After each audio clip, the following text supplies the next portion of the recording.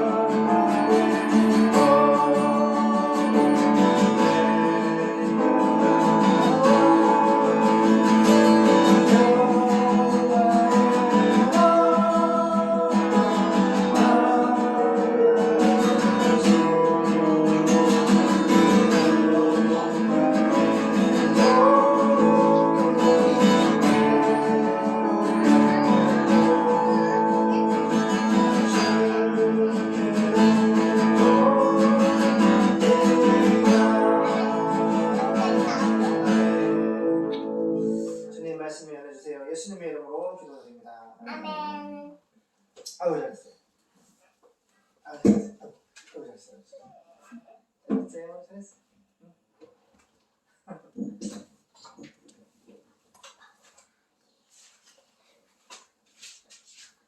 할렐루야 반갑습니다. 오늘 본문은 갈라디아서 3장 15절에서 22절까지입니다. 15절에서 22절.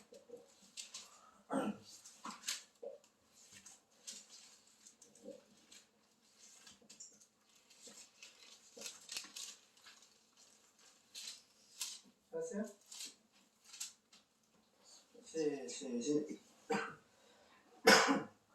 시작. 율법과 약속 15절 시작. 형제들아 사람의 예대로 말하노니 사람의 언약이라도 정한 후에는 아무나 폐하거나 더하거나 하지 못하느니라. 이 약속들은 아브라함과 그 자손에게 말씀하신 것인데 여럿을 가리켜 그 자손들이라 하지 아니하시고 오직 하나를 가리켜 네 자손이라 하셨으니 곧 그리스도라. 내가 이것을 말하노니 하나님의 미리 정하신 언약을 430년 후에 생긴 율법이 없이 하지 못하여 그 약속을 헛되게 하지 못하리라. 만일 그 유업이 율법에서 난 것이면 약속에서 난 것이 아니리라. 그러나 하나님이 약속으로 말미암아 아브라함에게 은혜를 주신 것이라. 그런즉 율법은 무엇이냐? 법함을 인하여 더한 것이라.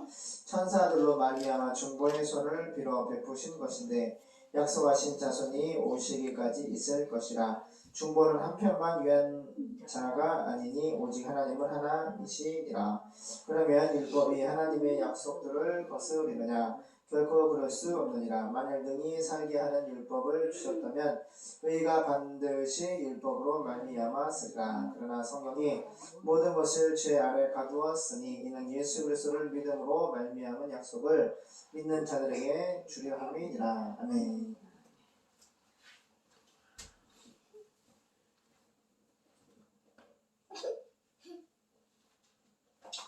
갈라디아서 3장 15절 보겠습니다. 형제 여러분, 예수 믿는 천국의 가족 형제 여러분, 사람들끼리라도 한번 맺은 계약은 아무도 취소하거나 변경하지 못합니다. 하나님은 아브라함과 그의 후손들에게 여러 차례 약속하셨는데 여러 사람을 가리켜 후손들에게라 하시지 않고 오직 한 사람을 가리켜 내 후손에게라고 하셨으니 바로 그리스도, 우리 예수님을 두고 하신 말씀입니다.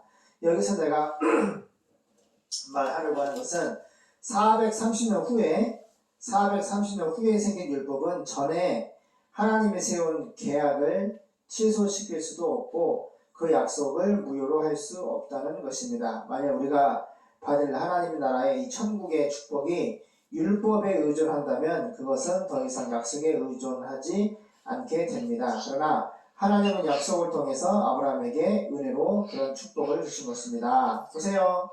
하나님은 전세계 열방 중에서 딱 한 사람 아브라함을 선택하셔가지고 그에게 하나님의 율법, 보세요. 율법은 예수님을 계시하고 소개하고 인도하는 모학 선생이에요. 안내자. 그런데 율법은 또 죄를 예수 믿지 아니하는 죄, 하나님의 말씀을 믿지 아니할 때 죄를 깨닫게 하기 때문에 그 율법이 계시를 따라서 거울로 나를 봤을 때 율법에 비춰볼 때 내가 죄가 안 걸리는 것이 없어.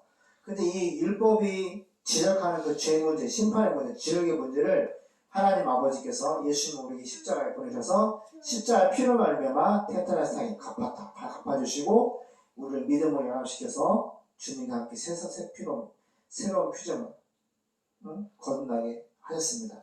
그래서 사도 바울은 구약의 율법은 예수님을 예언하고 있고 그 율법을 지키지 않을 때 사형이었어. 그러니까 엄청 무서운 것이 하나님의 말씀을 정말 생명 걸고 지켜야 되는 정말 무서운 율법이었단 말이야. 근데 그 율법이 가지고 있는 핵심은 뭐냐? 예수님을 소유하고 있단 말이야.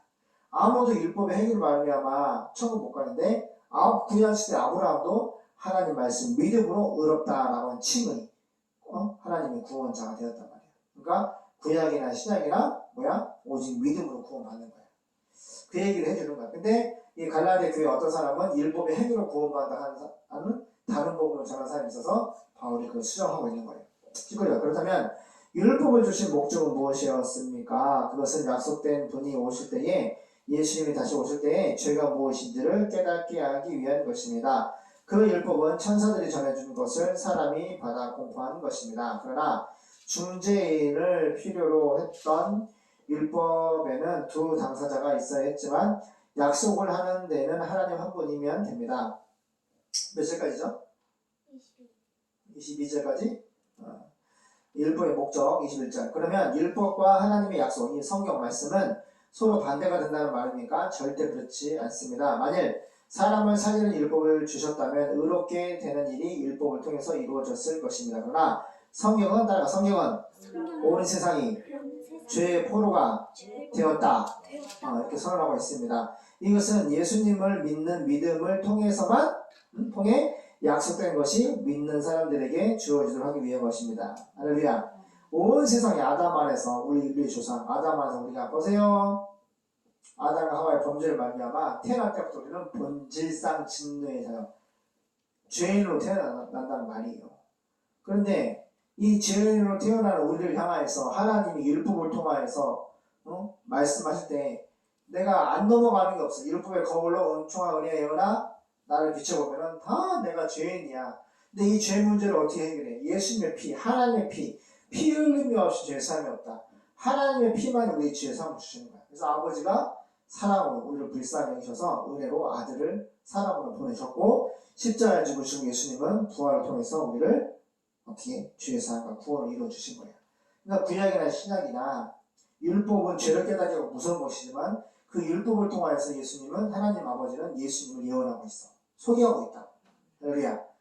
그래서 구약의 율법 시대도 아브라함이 예수님을 말씀 율법을 믿음으로 율법을 계시하고 있는 메시아 예수를 믿음으로 어렵다라고 인정을 받았고 신약은 율법대로 예언대로 약속대로 오신 예수님이 예언을 이루시면서 십자가 예수님 모든 생애가 다 율법의 예언대로 율법의 모든 예언대로 예수님의 생애가 태어나시고 죽으시고 부활하시고 승천하시고 다시 오시고 할렐루야. 심판과 우리를 구원하시고 모든 예수님의 생애가 율법 하나님의 율법의 예언의 계시대로 이루어진 거예요. 그래서 구약이나 신약이나 오직 믿음으로 죄사함과 구원이 이루어진다 라는 복음을 갈라디아 교회에 확증 설명하고 있습니다. 기도하겠습니다. 하나님 우리가 하나님의 복음을 받았사오니 복음을 기다리고 있는 예수님을 기다리고 있는 4300 미전통적하게 복음을 전하기를 원합니다. 오늘 인도에서도 성경 편지가 왔는데 정말 아픈 몸을 가지고 선교사님 많은 사역과 많은 열매를 거둔 것을 사진과 편지를 보고 기도의 제목들을 보여서 마음이 너무 흐뭇하고 기뻤습니다. 우리가 이제 5월달에 대출 나오면은 또 성교 후원을 하기로 소망하오니 하나님 도와주시고 역사에 주시옵소서. 걸어가신 예수님의 이름으로 기도드립니다. 아멘.